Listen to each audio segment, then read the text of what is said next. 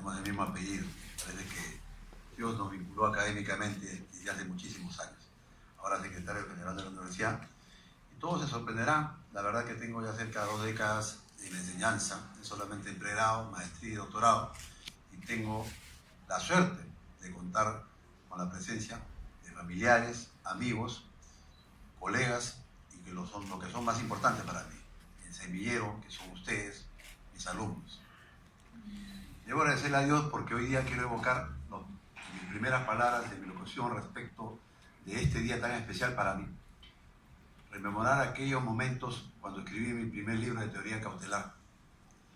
Y aunque les parezca mentira a los que han tenido ya experiencia en escribir un libro, es un momento muy grato de satisfacción. De satisfacción porque vas creando artículos, tomas casos, consultas con los colegas, los alumnos te solicitan fijar una posición respecto de algo procesal, comienzas a analizar el derecho comparado, te embulles en el campo del procesal. Y al que siente pasión por el derecho, es un alimento y una retroalimentación constante. Y ahí quiero citar las palabras de Jairo Parra Quijano, mis alumnos saben que yo siempre lo utilizo. Algo que en el derecho solamente los profesionales de derecho tenemos, así como estamos en estos momentos. El uso de la palabra, el don de la palabra. A diferencia de médicos, ingenieros y otros profesionales, tienen que utilizar de repente mecanismos de ayuda como para poder explicar la construcción o de repente la evolución respecto de algo determinado. Nosotros no.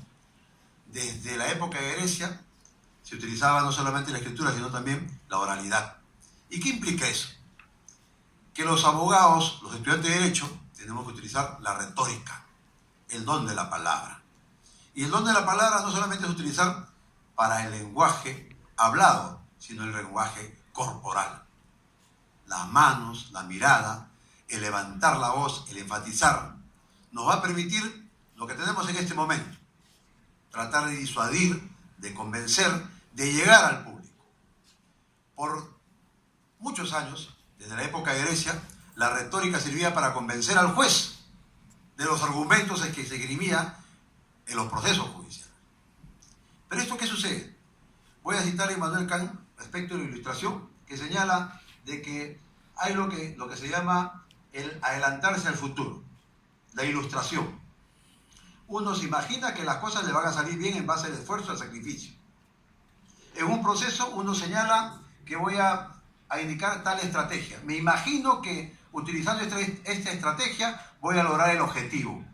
Y con esta estrategia yo voy a buscar los elementos más concordantes para alcanzar esa meta procesal.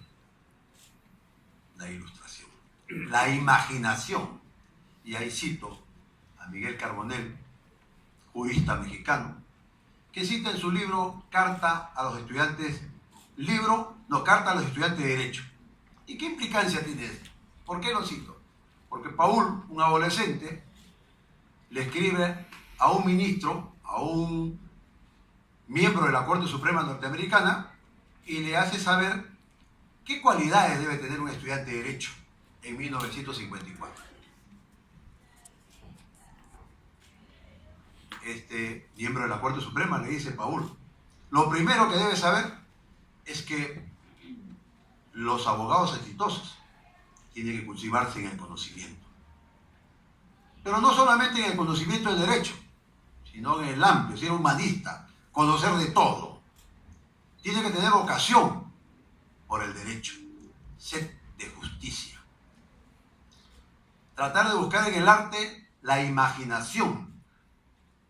Pero desde un tiempo de esa parte, en 1954, han cambiado las circunstancias. Y hace poco, serán un par de meses atrás, bienvenido a la doctora Sara Rode, tarea académica. Buenas noches, doctora. De un tiempo atrás, eso fue cambiando. Y ahora las grandes universidades que enseñan Derecho buscan la investigación por parte del alumno. Y en la investigación es donde nosotros tenemos la mayor debilidad. ¿Y por qué? Porque somos alumnos no acostumbrados a la lectura. Somos alumnos no acostumbrados a la oratoria. En un país donde los procesos son orales, ¿cómo voy a tener miedo de salir a enfrentarme al público? ¿Cómo voy a tener miedo a manifestar los argumentos de mi caso? Circunstancias totalmente distantes de lo que viene a ser la realidad en un proceso judicial. Quiero citar a David Chandía, procesalista colombiano, y a Francesco Carneluti, cuando manifiestan que el llegar a una paz solamente se llega mediante la justicia judicial y la justicia social. ¿Qué implicancia tiene esto en nuestra realidad?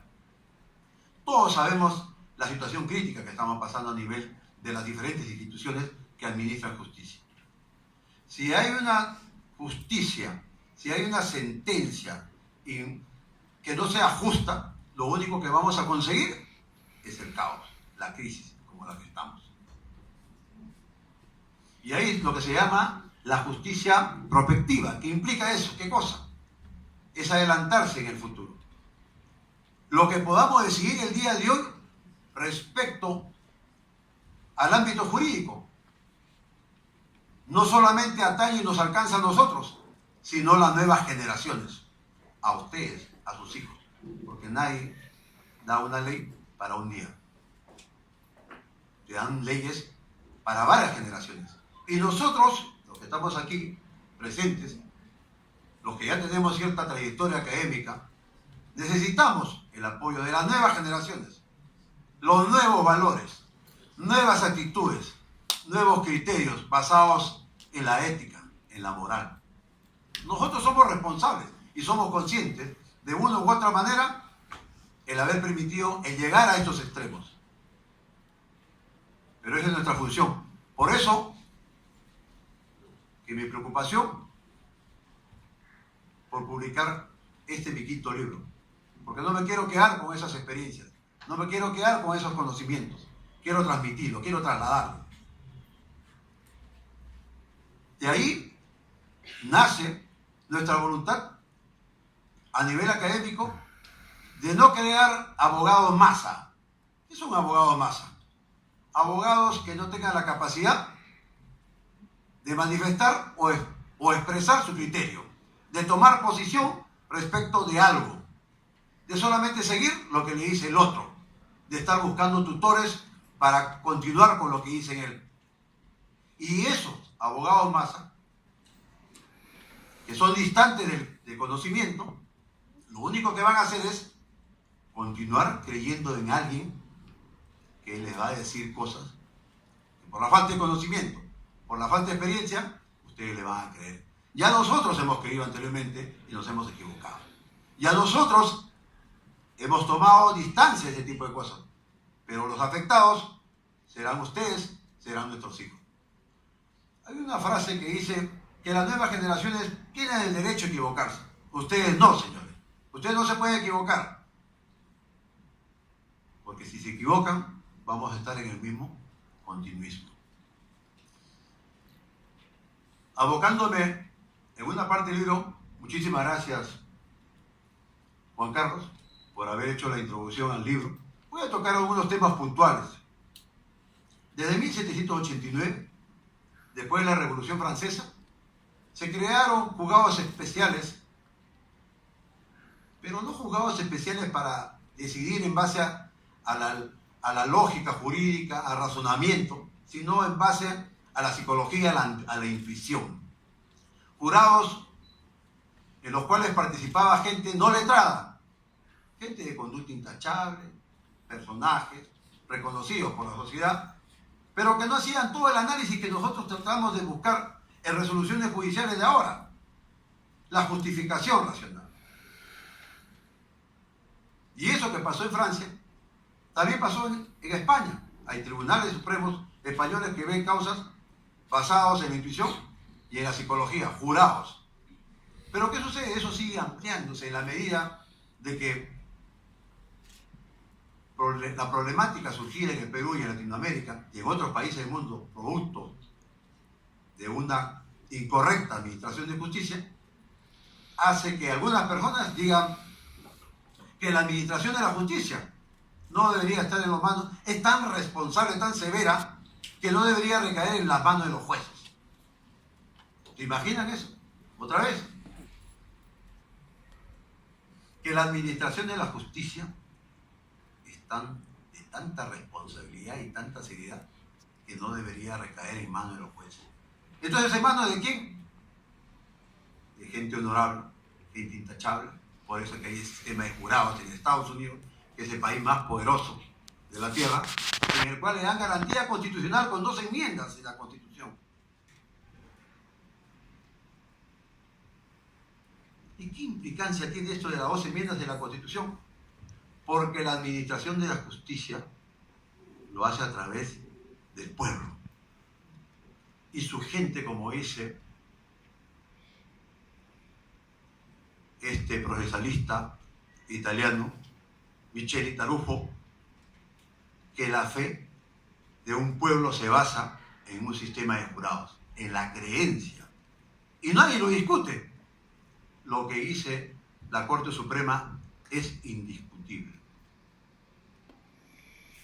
Pero, ¿cómo podemos nosotros justificar una decisión de personas no letradas? Y acá no hacemos caso o reclamamos cuando personas letradas, provistas de capacitaciones, hay una academia de la magistratura que lo forma. Entonces, algo sucede ahí. O estamos adelantando en el tiempo a esto de la justicia prospectiva, o estamos retrocediendo a las épocas de las ordalías, que cuando, en épocas pasadas, cuando se le dio jerarquía eclesiástica a la administración de justicia en base a lo que decía Dios, es decir, se administraba justicia tomando en consideración diferentes tipos de aberraciones, hechicería. Sumergían a una persona en el agua hasta que sus pulmones se llenaran de agua. Y si sobrevivía, le daban la libertad y lo declaraban inocente. Lo hacían caminar sobre brasas de lengua de fuego, ardiente. Si sobrevivía, le daban la libertad. Entonces, ¿ante qué circunstancias nos encontramos? ¿Qué pretendemos? Si la realidad es que la búsqueda de la confrontación o la corroboración de las pruebas se transgreden otros derechos constitucionales, inclusive hasta con los mismos letrados, con los mismos abogados, allanando oficinas donde sabemos que nosotros, como profesionales de derecho, no podemos permitir ese tipo de circunstancias.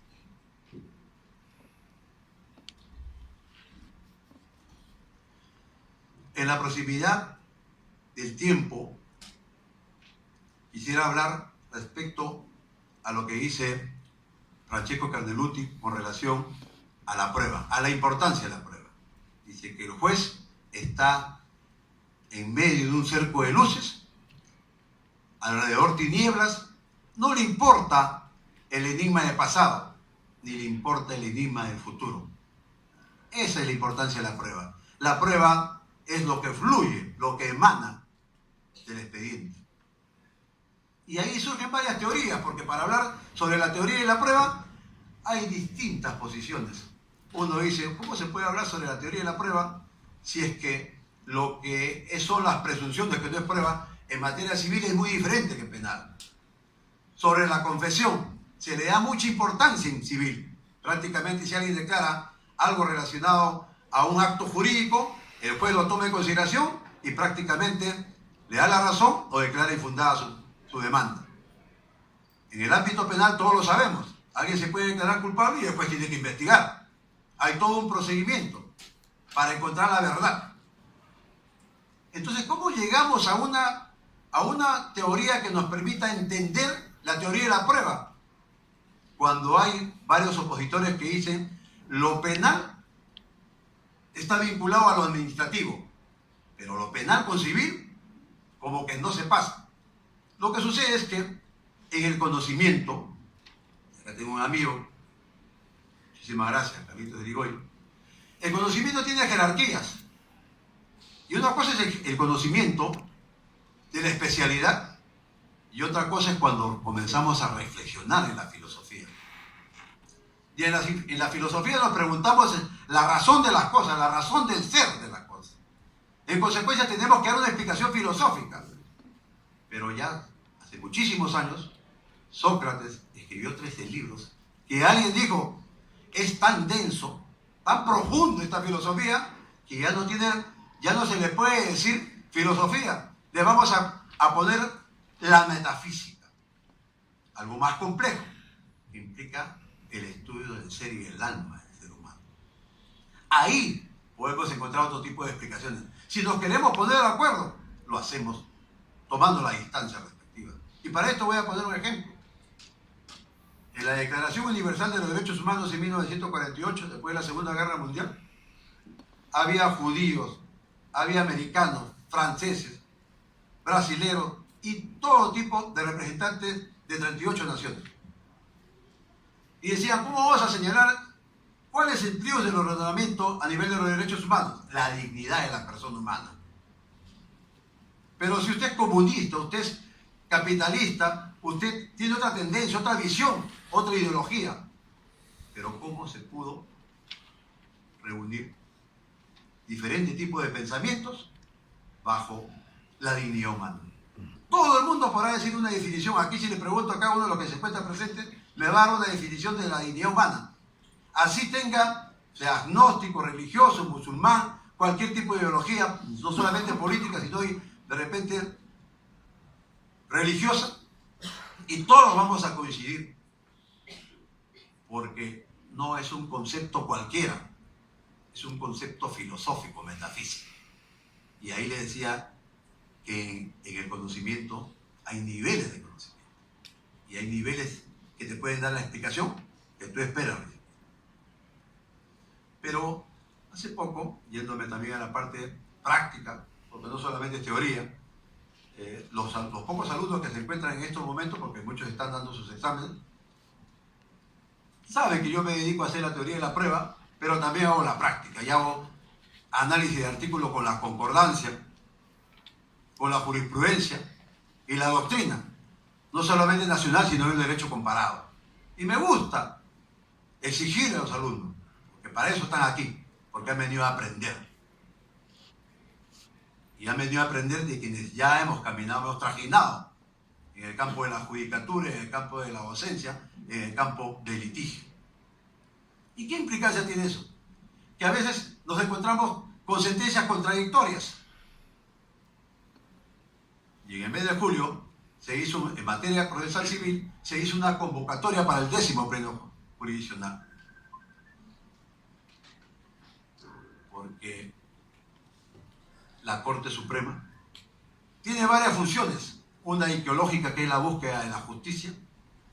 Una de logicidad, que es dar mecanismos, directrices, para que los jueces de inferiores jerarquías puedan tomar en consideración al momento de justificar una resolución judicial. Tiene la función homofiláctica, que es la aplicación del derecho objetivo para el caso en concreto. Cuando existe discrepancia, cuando diferentes colegiados emiten decisiones contrarias o contradictorias. A veces hay plenos jurisdiccionales o hay decisiones dadas en el año 2000 que te dicen ante la prueba de oficio que sí se puede, en una instancia de mérito, se puede solicitar por parte de la sala la prueba de oficio, que la pueden actuar ellos como la pueden actuar el juez de inferior jerarquía. Y al año siguiente hay otra decisión jurisdiccional que dice que solamente lo pueden hacer los jueces de nivel inferior. En consecuencia, dígame, ¿existe predictibilidad en la sentencia?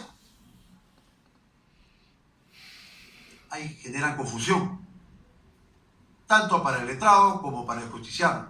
Entonces hay que rezar para que ese caso en concreto llegue a una sala especializada donde los jueces integrantes ya dieron una decisión, cosa que no debería ser así. El artículo 400 de la norma adjetiva señala lo que es la doctrina jurisprudencial. Lo que ha pasado, se reunieron los vocales supremos y escucharon a 4 amicus curiae, amigos de la Corte, que cada uno da su opinión relacionada al tema específico de la prueba de oficio.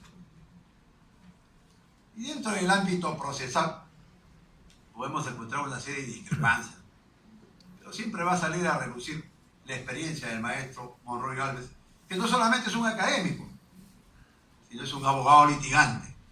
Y a veces esa conjunción ayuda a que la visión del proceso lo tenga de una manera diferente, porque el juez analiza desde su perspectiva, el abogado litigante desde su visión. Cada uno de los intervinientes en un proceso tiene una visión relacionada a ello. Pero cuando uno ha sido juez, cuando uno ha sido abogado litigante, cuando uno es docente, la visión se complementa uno y otro y sabe entender y sabe cómo atacar la decisión por parte del juez. Y sabemos argumentar en su momento, porque si alguien expresó de palabra un contenido, una resolución, para nosotros los abogados, muchos expertos, eso no nos vale, porque los magistrados no hablan por la boca. Los abogados se expresan con resoluciones y esas resoluciones tenemos que atacarlas o nos va a servir como para argumentar. Entonces se dan cuenta de la importancia de los medios de prueba. A lo largo del tiempo ha ido evolucionando, ha ido cambiando, pero lo que sí debemos tener claro es que la justicia busca siempre la armonía y paz social. La justicia tiene que ser basada en el respeto por los principios del debido proceso. A algunos les disgustará que se hable del debido proceso, pero nosotros, abogados y futuros abogados, tenemos que defender los principios y las instituciones tutelares del derecho. No será la panacea, no será lo máximo, pero entre todas las cosas y las diferentes formas de gobierno, esta es la mejor. Para culminar mi intervención, solo destacar que se hable del soliloquio, se hable de la introspección. Aquella persona que se cultiva en el conocimiento, aquella persona que se da tiempo para la capacitación, aquella persona que utiliza la razón y la inteligencia, aquella persona que va a estar premunida del razonamiento lógico y jurídico, es un potencial abogado exitoso. Muchísimas gracias.